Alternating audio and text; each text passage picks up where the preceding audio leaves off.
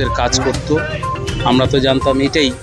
তারপরে দেখি police arrest করলো, পুলিশ অ্যারেস্ট করে দেখলাম যে ওর ভিতর থেকে সিম কার্ড, বিভিন্ন রকম সিম বা সিমের র্যাকেট হয় ওর বলে, মানে অনলাইনে ফ্রড ব্যবসা। পুলিশ যা বলল, অনলাইনে ফ্রড ব্যবসা, সমস্ত মেশিন বাজেয়াপ্ত।